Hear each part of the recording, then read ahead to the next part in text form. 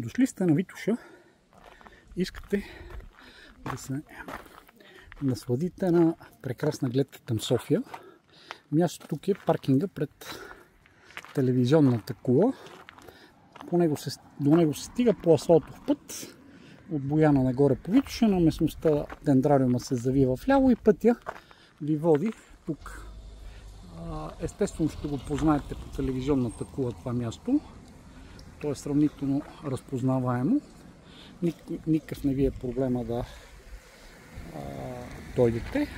Искате да се насладите на прекрасна гледка към София. Едната възможност е хотела там, който не съм сигурен, че работи, но когато работи, тази гледка струваше предишния път, като имах 5 лева взимаха, за да погледнеш.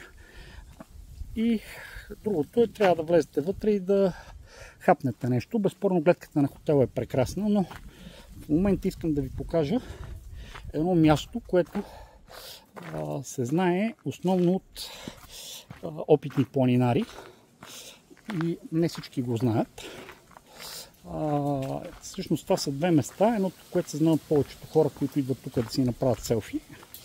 Това е гледката от бившата лифтена станция на кабинковия лифт Княжево Копитото. Сега той не работи, но останала гледката. Тук до тази гледка може да стигнете с 2 минути ходене от паркинга по тази алея. И тази гледката е невероятно красива. Освен тази гледка ще ви покажа една друга, която е още по-добра.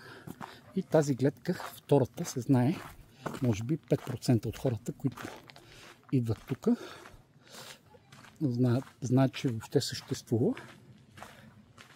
Както виждате, въпреки всичко за втората гледка трябва да имате поне планински обувки и времето трябва да е хубаво като днешното, защото иначе, ако не сте опитен планинар, рискувате да се нараните.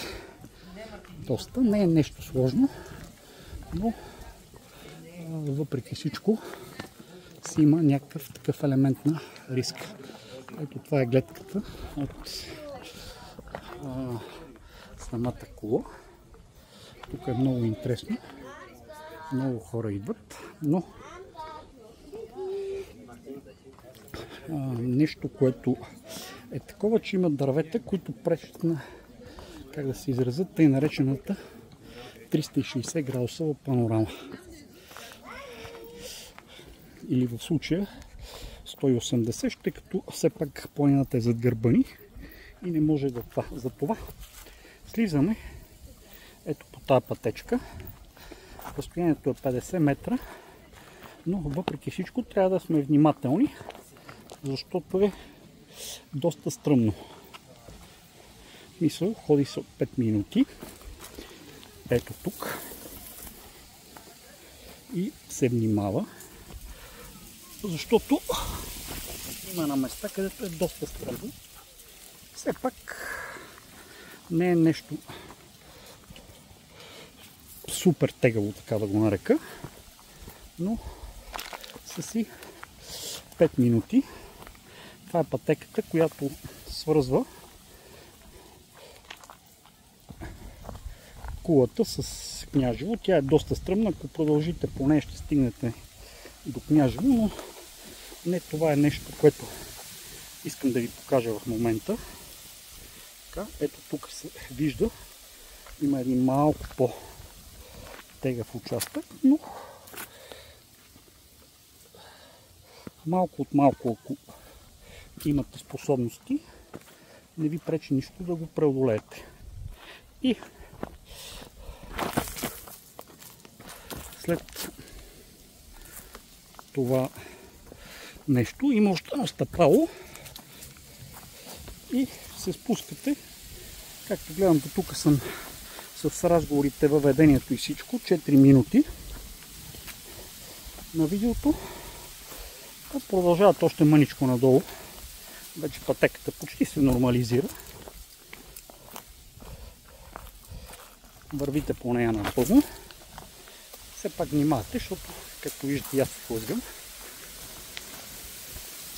Това представлява пътеката. И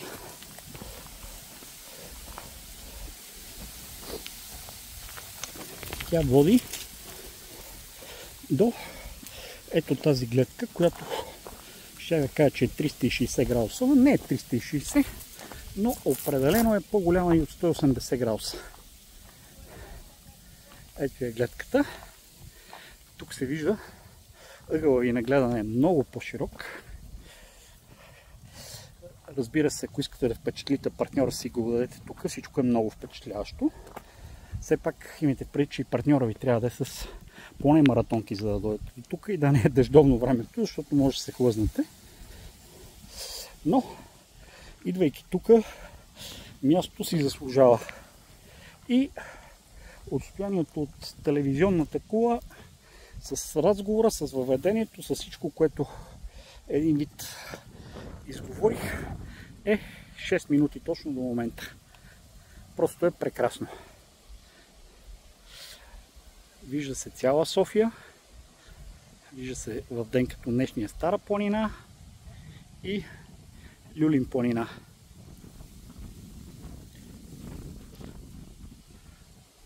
Просто е невероятна гледка. По мое мнение това е една от най-добрите гледки на Витоша, където може да дойдете. И ако не сте някакъв запален турист, това нещо може да стане за 6 минути след като си паркирате.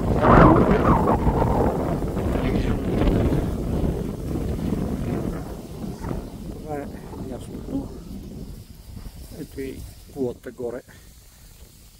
Колко съм мръднал, има няма 50 метра, ето е. И там се вижда станцията на лифта. И от тук, разбира се, ако искате вече, за тези, които са опитни туристи, могат да си го позволят. Надолу се ходи до Княжево под лифта. Въпреки всичко, аз ако нямате много такава опитна подготовка, не ви съветвам. Най-доброто, което може да направите, особено ако сте с колата горе, е да се върнете по същия път.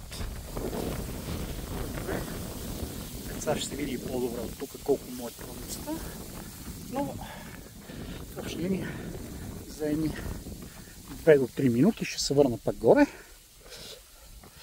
Единственото, което трябва да внимавате, е да не се хлъзнете и тези 4-5 камъка, които един вид могат по някакъв начин да ви затруднят. От тук може би ми остава минута-две. Снимам го просто за да видите трудността на пътеката и все пак да прецените. Лично според мен е добре с туристически обувки, но едни маратонки биха свършили работа. Все пак не пробвайте по джапанки или обувки в токчета, не ми тежите на съвестта, че съм ви го показал това място. Ето тук са малко по-сложните елементи, които навръщане, разбира се, съм лице към тях и се преодоляват доста по-лесно.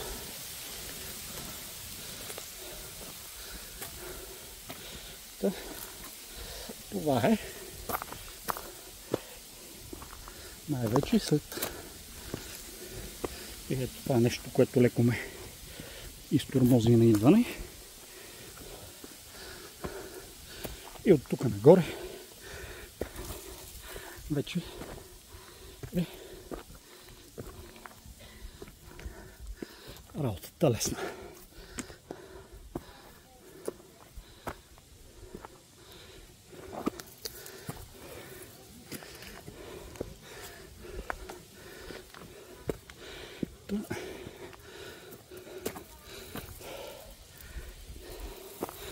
Това е. Ако искате малко да се различите от хората, които стигат само до тук,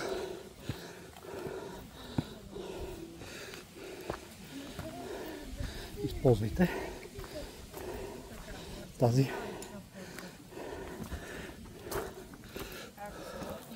пътека. Тук има още място, което Не всеки го знае. И това е ето тази точка, която има също отличен изглед, но тя е повече към леко към Перник и към Люлин планина, докато онази долу определено е доста по-добра. Това е от мене. Надявам се мястото ви е харесало и ще ви бъда много благодарен, ако харесате видеото ми и се абонирате за канала ми. Благодаря предварително. Чао, чао!